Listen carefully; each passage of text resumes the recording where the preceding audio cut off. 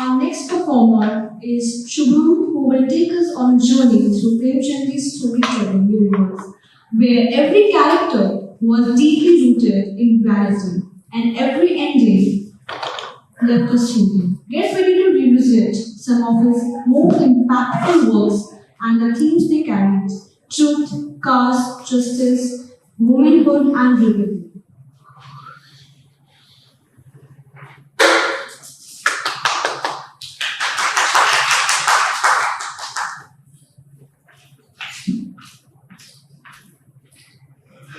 मंच को सादर प्रणाम। और आज इस्लाम के लिए और जिनके काम के लिए हम सभी यहाँ पर उपस्थित हुए हैं उनको मेरा सादर प्रणाम और साथ ही मेरे गुरुजनों को मेरा सादर प्रणाम और साउथ एशियन यूनिवर्सिटी का बहुत बहुत धन्यवाद, faculty of arts and design का बहुत बहुत धन्यवाद, प्रोफेसर अमरीक सक्सेना सर का बहुत बहुत धन्यवाद और डॉक्टर सुष्मिता बाला का बहुत बहुत धन्यवाद, जिनके अथक प्रयासों से आज का ये आयोजन हो रहा है। अगर जब मैं याद करता हूँ तो मैं कोशिश करता हूँ कि मैं अपने अनुभवों को यहाँ पर साझा करूँ, आप सबके समक्ष रखूँ, क्योंकि कहानियाँ वो सारी चीजें आप सभी कभी न कभी किसी न किसी किताबों से पढ़ सकते हैं, गूगल पर जाकर बहुत सर्च कर सकते हैं, किताबी मेला में जाकर बहुत सारी किताबें खरीद सकते हैं, वो पढ़ सकते हैं। लेकिन जो मेरा अनुभव है खासकर कि मुंशी प्रेमचंद को लेकर वो थोड़ा सा अलग है। आप सब में से कितने जन यहाँ पर ऐसे बैठे हैं जिन्होंने कुछ समय पहले आई एक वेब सीरीज जिसका नाम है मिर्जापुर देखी? कितने जन हैं? तो मुझे लगता है कि आप थोड़ा इससे जोड़ पाएंगे, क्योंकि मैं भी जौनपुर से हूँ। जौनपुर में एक तहसील है मछली से, मछली शहर में एक बाजार है मुंद्रा बादशाह, तो मैं वहां का निवासी। तो होता यूं है कि अगर आपने मिर्जापुर देखी हो तो उसमें मुन्ना भैया के बहुत अच्छा सीन आता है जहां पर वो पूरा एकदम गोला बारूद से तैयार होकर एक वेडिंग पार्टी में पहुंच जाते हैं जिसको मारने के उद्देश्य से जाते हैं, और उसी बीच उनका जो ध्यान होता है वो एक बूढ़े आदमी पे पड़ता है। बूढ़ा आदमी मस्त अपनी धुन में नाच रहा है और बगल में खाए गोलियां चल रही है, उसको फर्क नहीं है किसी से, उसको फर्क नहीं है तोपों की आवाज से, गोलियों की आवाज से, बस फर्क पड़ता है कि डीजे पे म्यूजिक क्या चल रहा है और उसका डांस स्टेप क्या होना चाहिए। अचानक से मुन्ना भैया कहते हैं चचा, फिर कहते हैं चचा, फिर डीजे बंद होता है आगे जो कहानी है। लेकिन ये जो चचा शब्द है, इस शब्द से मैं पहली बार इस शब्द ने मुझे जोड़ा मुंशी प्रेमचंद से। वो कैसे? मैं बहुत छोटा था, गांव में मेला वगैरह लगता है और मेला के समय में ऐसा मेला लगता है खास करके दिवाली के समय में। तो हम लोग दिवाली में गए थे, हमारे जो दादाजी हैं तो हम लोग वहां पे चले गए और बहुत प्रचलित है हमारे गाँव में और बहुत सारी चीजें हैं, बच्चे हैं, बचपन है, तो वहां पर खिलौने अधिक पसंद आते हैं। लेकिन जो बुजुर्ग हैं और जो घर में जो बड़े हैं उनका हमेशा ये ध्यान रहता है कि वो बच्चों को किताबों की तरह ही बोले। जहां पर भी किताब दिखे, जहां पर भी कोई बुक स्टोर दिखे तो उसके लिए बोले कि भाई साहब कुछ किताबें भी खरीद लेना, कुछ किताबें भी पढ़ लेना। तो उसी वजह से मेरे दादाजी थे, उन्होंने कहा कि बच्चों आज चचा की किताब जरूर लेना। तो हमें से जो हमारे बड़े भैया तो पूछ पड़े कि भैया ये चचा का नाम तो बताओ कि आखिरकार चचा का क्या नाम है, ऐसा कोई लेखक तो नहीं है। तो उन्होंने कहा कि देखना जहां पर भी लिखा होगा मुंशी प्रेमचंद, वो किताब ले लेना और उसे घर पे लाना, तो उसे पढ़ेंगे भी और तुम्हें समझाएंगे भी। तो इस तरीके से मेरा परिचय हुआ इस महान लेखक से, महान साहित्यकार से, कि मुंशी प्रेमचंद और चचा। फिर उसके बाद अगर हम बात करें कि मेरे लिए उनका परिचय रहा, कुछ इस तरीके से मेरा परिचय रहा। और फिर एक तस्वीर, उस किताब में एक तस्वीर थी जिसमें एक आदमी एक महिला के साथ बैठा हुआ है और उस आदमी का जूता इस कदर फटा हुआ है कि उसकी उंगलियां जूते से बाहर आ रही हैं, वो दिख रही है। वो देखकर छोटे से बचपन में ही थे और उस टाइम जब हम भी फोटो खिंचवाने जाते तो बड़ा सच के मम्मी बड़ा पाउडर वाउडर लगा के, काजल वाजल लगा के, टीका वाला लगा के सजा वजा देती थी। और हमने कहा ये इतना बड़ा आदमी है जिसके लिए हमारे दादाजी ने रिकमेंड किया कि भाई साहब इनको पढ़ना, और इस आदमी को बताओ जूता पहनने का शौक नहीं है,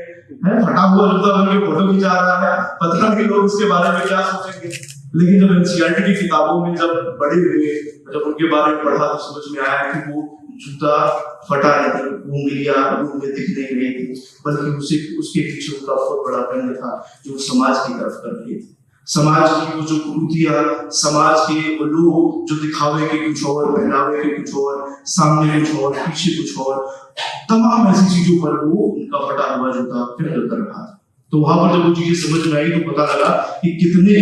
बड़े विचारक, कितने बड़े दार्शनिक, अगर उनकी किताबें पढ़ी जाए तो वहां पर एक दार्शनिक की भी झलक हमें मिल जाती है। उनका परिचय हमारे दादाजी ने उनसे कराया। जो जीवन है मुंशी प्रेमचंद जी का, मैंने निर्मला पढ़ी, मैं गोदान पढ़ी, कफन पढ़ी, बहुत सारी ऐसी भी जो कहानियां हैं, नोवेलों की कहानियां पढ़ी है। तो ये जो कहानियां हैं समवेयर आज के भी जमाने में अगर आप उन्हें पढ़ लो, लोग कहते हैं ना कि अगर आप कुछ किताबें, कुछ कहानियां ऐसे पढ़ लो तो उसके कुछ दिनों बाद आपको कुछ करने की जरूरत नहीं होती। तो कुछ दिनों तक मैं कहता हूं कि आज तक भी वो कहानियां कहीं ना कहीं दिमाग में पुनः चलती रहती है। पर मैं थोड़ा सा इस कहानी को थोड़ा और आगे लेके चलता हूं और जोड़ता हूं कि मुंशी प्रेमचंद के बारे में मैंने और भी पढ़ा तो पता लगा कि वो गांधी से भी थोड़े काफी प्रभावित थे, और साथ ही साथ प्रभावित इतने थे कि मतलब एक छोटी सी उम्र में ही उनकी जो वाइफ का नाम होता था शिवरानी, और शिवरानी से उनकी जो शादी हुई, किसी ने यहाँ जिक्र किया था कि बड़ी ही छोटी उम्र में उनके पिताजी ने उनकी शादी करवा दी थी। पर शिवरानी के बारे में कहा जाता था कि उनकी जो पहली शादी हुई, उनके जो हस्बैंड थे, उनके जो पति थे, उनकी डेथ हो गई थी, तो मुंशी प्रेमचंद से उनकी दूसरी शादी थी। आज के समय में भी अगर आप मान लो तो किसी विधवा से शादी करना, आपके जो घर वाले हैं पहले ही बहुत सारा कहते लाठी डंडा लेकर खड़े हो जाएंगे, बहुत सारा विरोध होता है, एक सामाजिक क्वेश्चन मार्क आपके माथे पे लगा दिया जाता है। और उस समय जहां पर ऐसी प्रचलन चलती थी, ऐसी चीजें होती थी कि कोई विधवा है तो पति के बाद ही मतलब उनको मतलब उसी चिता पर जल जाने के लिए मजबूर कर दिया जाता था। धीरे धीरे उन कुरीतियों से लड़ना समझा अगर देखा जाए तो उन्होंने अपने बचपन के दिनों से, यानी जब उनकी उम्र 11 वर्ष की, 14 वर्ष की, उसी समय से उन्होंने उन सारी चीजों से लड़ना स्टार्ट कर दिया था। एक बहुत ही रोचक बात यह भी है कि शिवरानी जी बहुत बड़ी क्रांतिकारी थी, क्योंकि हम लोग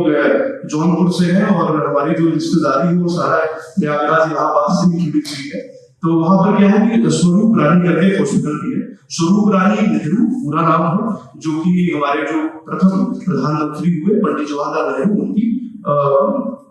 माता जी है। तो उनके बारे में, और जो मुंशी प्रेमचंद जी की जो वाइफ है, साथ में उन्होंने कई सारे आंदोलन किए, और एक आंदोलन में कुछ ऐसा हुआ कि अंग्रेजों ने शिवरानी जी को गिरफ्तार कर लिया और जेल में डाल दिया। अब इसके बारे में मुंशी प्रेमचंद जी को कुछ नहीं पता था। कांग्रेस के कुछ नेता हैं जो हिंदी में न्यूज लिखते हैं, अब क्योंकि उन्हें उस न्यूज को उर्दू में भी लिखवाना है और फारसी में भी लिखवाना है, तो वो क्या करते हैं, मुंशी प्रेमचंद जी के पास जाते हैं। जब वो उस न्यूज को ट्रांसलेट कर रहे होते हैं तब उनको पता लगता है अरे बाप रे बाप, ये तो हमारी जो धर्म पत्नी है ये भी जेल में जाकर बैठी हुई है। तो वहां बहुत ही रोचक प्रसंग आता है जो कुछ कथाकारों ने बहुत ही अच्छे से जिक्र किया है कि वो ट्रांसलेट करके न्यूज लिख के उसके बाद सीधे चले जाती है वहां जहां पर उनकी पत्नी को कैद में रखा गया है। तो वहां पर जब उनकी मुलाकात होती है तो बड़े मुस्कुराते हुए, आमतौर पर अगर देखा जाए, आप अगर कोई जेल चला जाए तो आपके घर वाले जब आपको भले देखेंगे तो तमतमा के देखेंगे कि भाई साहब क्या कर दिए ऐसा कि जेल पहुंच गए हो। पर मुंशी प्रेमचंद जी अलग है, वो मुस्कुरा रहे हैं अपनी वाइफ को देखकर और कह रहे हैं कि भैया आपने बहुत अच्छी चाल चली, क्रांतिकारी बन गई आप, और अब जेल के अंदर हो गई है, यानी कि जो 2 बच्चे हैं और एक जो बिटिया है, सबका ख्याल मुझे रखना पड़ेगा, यानी कि सारी जिम्मेदारी हमें देकर और आप एकदम मोक्ष की राह पर निकल रही है, ऐसा रहना चाहिए। तो बहुत सारी चीजें हैं कि एक इंसान जो सिर्फ अपने लेखनी के माध्यम से नहीं, अभी वो अपने जीवन की कहानियों, अपने जीवन की जो सत्यता है उसके माध्यम से भी हमें प्रेरित करते हैं और हमें ये बताते हैं कि अगर जीवन जीता है तो आप उनके जो जीवन के जो उद्देश्य है, जीवन में उन्होंने जिस तरीके से काम किया है, जिस तरीके से डिसीजन लिए हैं, वो भी आप उनसे ले सकते हैं, सीख सकते हैं। तो मैं बस इतना ही कहना चाहूंगा अंत में कि जिनको जल्दी थी वो जा चुके हैं, और साथ ही साथ कि एआई के जमाने में बहुत सारे ऐसे लेखक हैं जो मुंशी प्रेमचंद जी को टक्कर देने की कोशिश करते हैं। एआई के जमाने में एआई से बहुत सारी चीजें लिखवा के मुंशी प्रेमचंद जी के समक्ष खड़े होने की कोशिश करते हैं, लेकिन फिर भी अगर आपके दिलों में, आपकी सांसों में मुंशी प्रेमचंद अगर जिंदा है तो सच में आप जिंदा है। बहुत बहुत धन्यवाद।